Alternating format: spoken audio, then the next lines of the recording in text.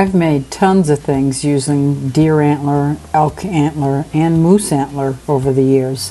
Today I'm going to show you how I made this towel rack out of these two tines of deer antler.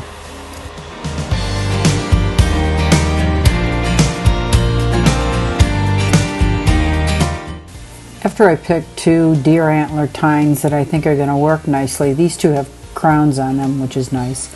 I sand down the edges, try to clean them up a little bit and make them a little bit nicer. They're going to go in a bathroom, so I want to clean them up a little bit. And I'm doing that with a, you can see it's a Ryobi sander. And I'm just positioning them there, how they're going to look on a piece of wood. It is the spalted maple wood that I'm going to use, but I'm just getting an idea doing this. Now this is the spalted maple. It is half a log that I have made into I sliced it on the bandsaw. I guess that you call that veneering, but it's pretty thick veneer. It's almost 3/4 of an inch thick. So pretty substantial spalted maple, but it's a beautiful piece of wood.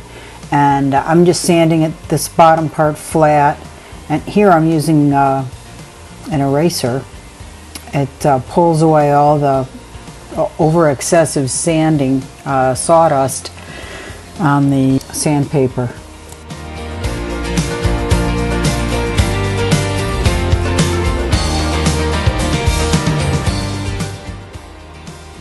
There's a bunch of different ways I could have sanded this piece of wood. I have several hand sanders.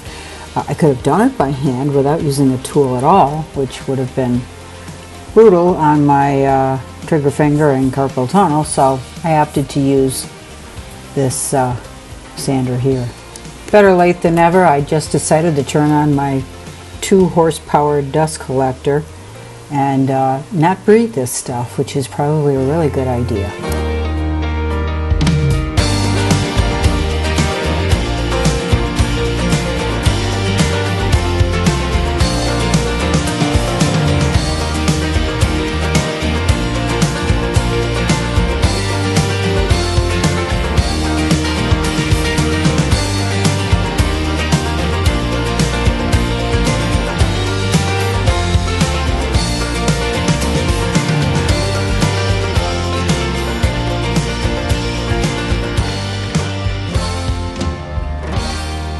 Now I'm positioning where those two antlers will be secured onto the spalted maple, and I'm going to be carving that area out so they will be inset. Now I may lose the look of the tine, but they have to be secure, otherwise I'll just be taking it down and repairing it again, something I don't really want to have to do. So I was looking around for a Forstner bit, and that would have been a really nice tool to use, nice and flat in the bottom of the hole. But these holes are irregular, so I decided to go around the circle, or the area that I needed to cut out, with a drill and just drill down into it, really like a 1/4 of an inch or something like that, deep enough to hold that tine, but not so deep that it would go right through. So that's what I decided to do, is use the drill and kind of carve it out with this drill bit.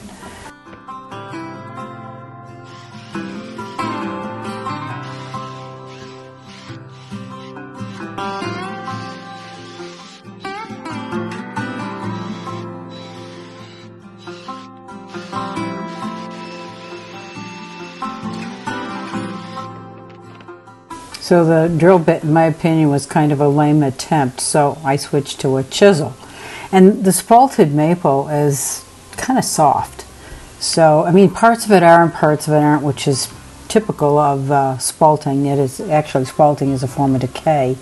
So it does, you know, have soft areas. So anyway, the chisel worked a lot better. I used a small chisel, and I was very careful not to stick my hand in front of the pushing action. These things are so sharp. I know somebody who sliced open their finger, and that's not fun. So after I chiseled out the area enough to hold that tine in place, I drilled a hole in the center, which I will put a screw through and really attach that tine very well.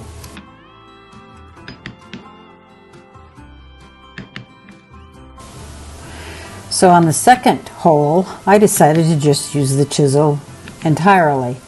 So I chiseled that out about 1/4 of an inch deep, and it actually worked a lot better, again because the wood is soft.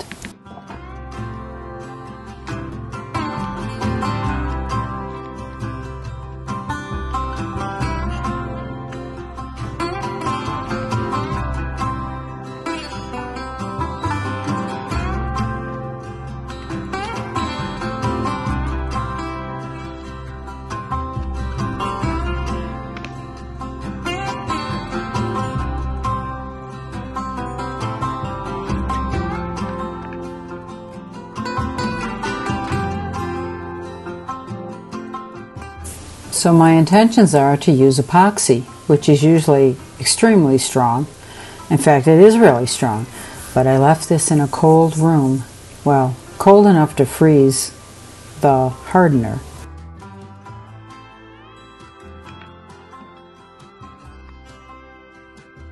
I also ended up making a gargantuan hole in the one cutout for the tine, so I had to think about repairing that. Now, I don't know of many hot glues that are as strong as this glue that I use, but it's made for boats. It's marine hot glue. It's amazing, and it's pretty challenging to get off of something if you get it on, so I knew it would hold this really well.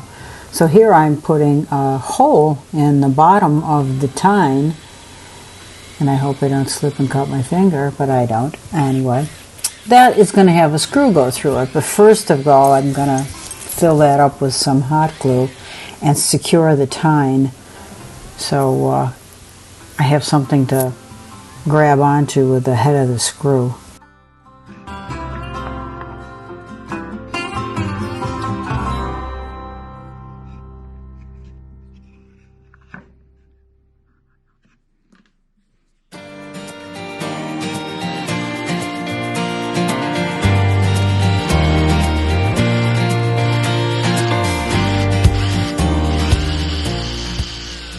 If any of you have ever worked with Antler and cut it or drilled it, you know it just smells wonderful.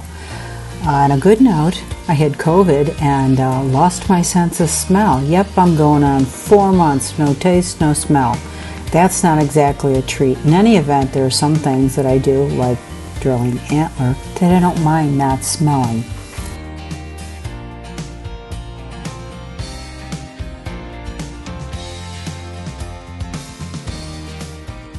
Now if I were to just put that hot glue on the tine or just pour it in that hole, it would just ooze out the back side. So I put blue tape there to hold it in. There's got to be, I don't even know how many different kinds of hot glue guns that are out there. I bought it really expensive ones and cheap ones and middle of the road. This thing I think costs $70 maybe. I got it on Amazon.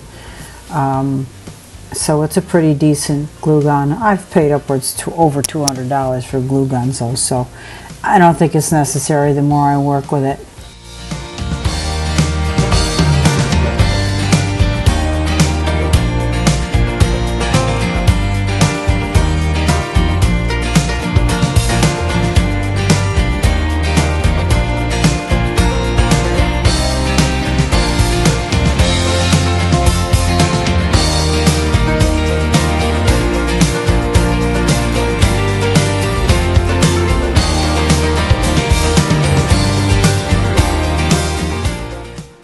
So hot glue is great. This hot glue is great, but sometimes it spills over the edge and you gotta clean it up. So, and it can be challenging and difficult, but I'm using an extremely sharp chisel to go up to the base of the tine and pull off that hot glue.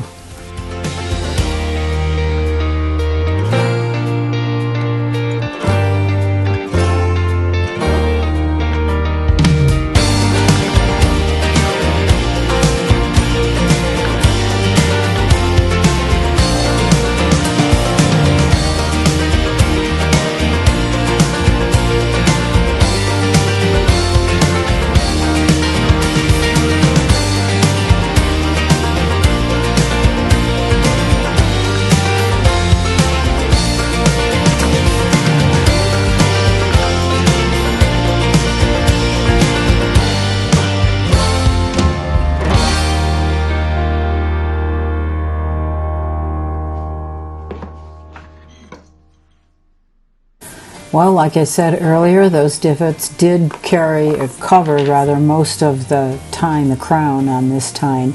So I'm going to have to fill it in, and I chose to use a light colored wood putty. And I'm just going to fill it in around that. And this will also help secure the tine in place. So I'm just trying to smooth it out so it looks kind of sort of nice. It sort of matches the color of the spalted maple too. So I think it's going to work out just fine.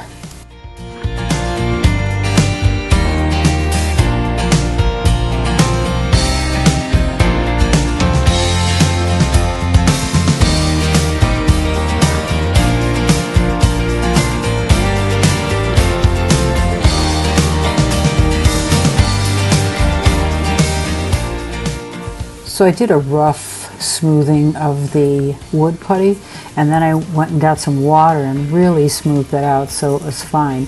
And then after that I sanded it all down because I really wanted to see as much as I could of that spalted maple. Here it is, the final towel rack in my bathroom. And it is really nice. I like it. It came out great. I just used 2 simple drywall screws because it's going into drywall. But anyway, I just hung it up there and I really like it. And it serves a perfect purpose and it goes really well with my rustic home. I just added a simple coat of feed and wax and that's it. Thanks for watching. Please subscribe, hit the bell button for notifications, and give me a like, a thumbs up if you will. Thanks so much.